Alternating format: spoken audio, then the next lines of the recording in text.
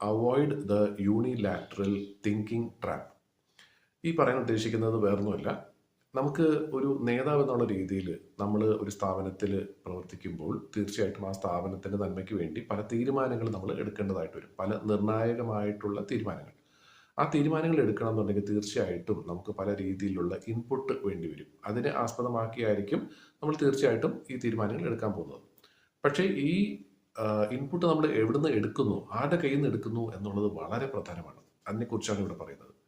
എന്താ കാര്യം എന്ന് വെച്ചാൽ ഒട്ടുമിക്ക സ്ഥാപനങ്ങളിലെയും നേതാക്കന്മാർ ചെയ്യുന്നത് എന്താണെന്ന് വെച്ചാൽ അവർക്ക് വളരെ കംഫർട്ടബിൾ ആയിട്ടുള്ള അല്ലെങ്കിൽ അവർക്ക് നല്ല പരിചയമുള്ള സുഹൃത്തുക്കളോ ആരെങ്കിലൊക്കെ ഉണ്ടാവും, പ്രവർത്തകരുണ്ടാവും. അവരുടെ കയ്യിൽ നിന്ന് മാത്രമായിരിക്കും ആ ഒരു ഫീഡ്ബാക്ക് എടുക്കുക.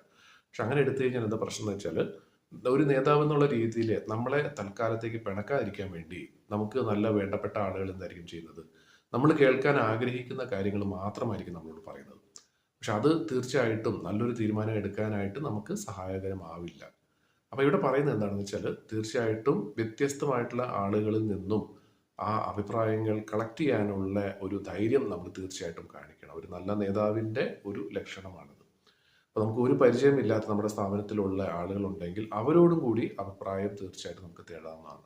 അപ്പോൾ മാത്രമേ നമുക്ക് വ്യത്യസ്തമായിട്ടുള്ള അഭിപ്രായങ്ങൾ വരുള്ളൂ. ആ വ്യത്യസ്തമായിട്ടുള്ള അഭിപ്രായങ്ങളെ വെച്ചിട്ട് വേണം നമുക്ക് തീർച്ചയായിട്ടും നല്ലൊരു തീരുമാനം എടുക്കാനായിട്ട്. അപ്പം ഒരൊറ്റ ദിശയിൽ മാത്രം ചിന്തിക്കുന്നത് ഒഴിവാക്കിയിട്ട് പല രീതിയിലും പല എന്താ പറയുന്നത് ആംഗിൾ പോയിന്റ് ഓഫ് വ്യൂ നിന്ന് ചിന്തിക്കാനും ഉള്ള കഴിവ് ഒരു നേതാവ് എന്നുള്ള രീതിയിൽ നമ്മൾ വളർത്തിയെടുക്കേണ്ടതാണ്.